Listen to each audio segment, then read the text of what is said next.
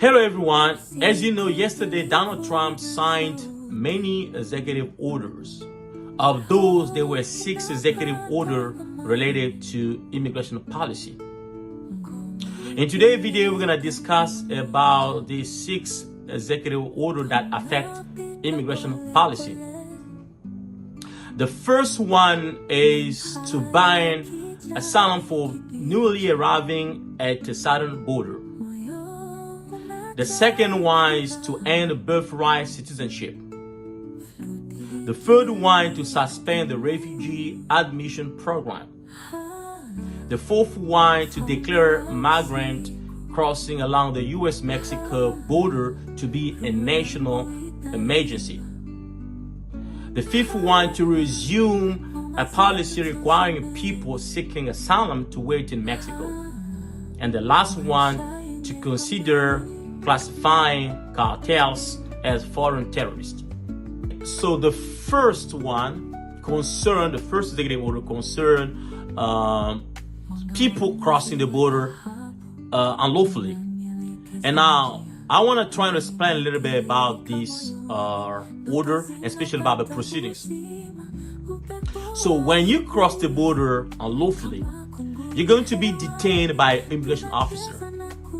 And then they will place you what they call expedited removing proceedings, meaning you cannot be deported anytime without hearing.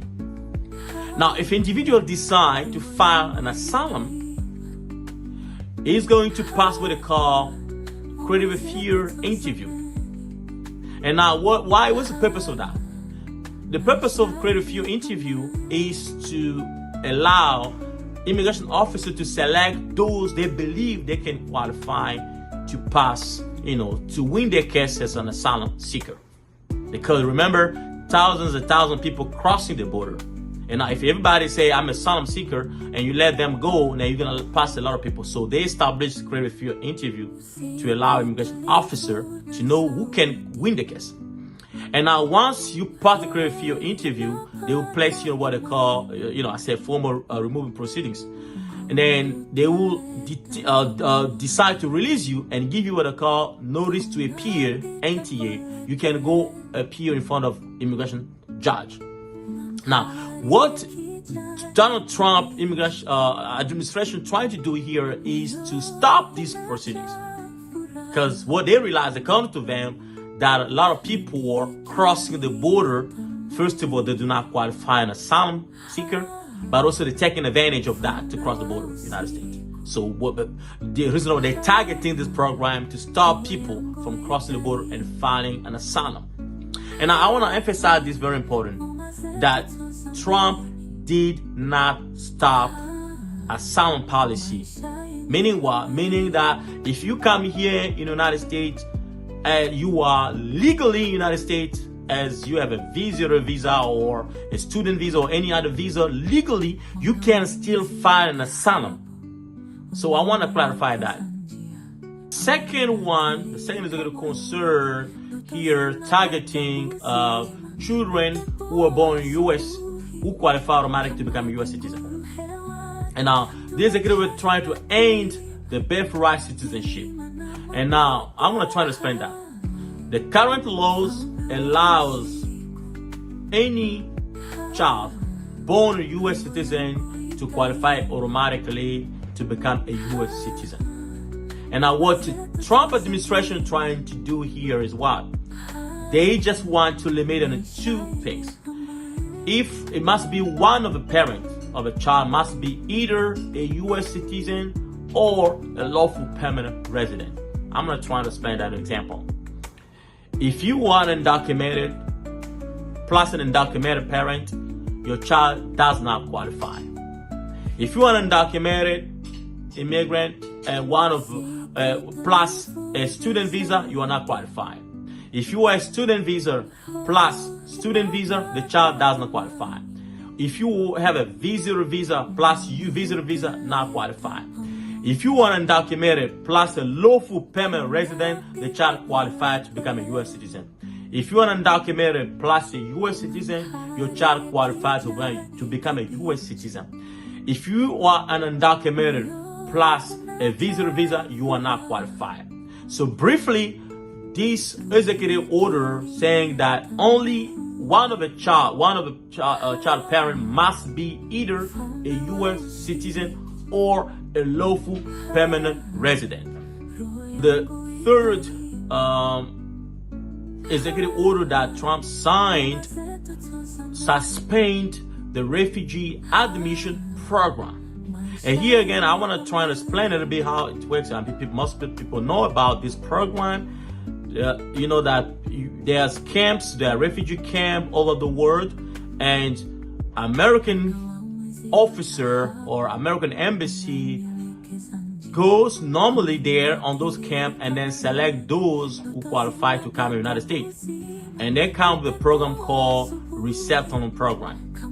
And now Trump stopped or suspend this program. But again, I want to emphasize that Trump did not stop what they call the refugee law in the United States or the asylum law in the United States.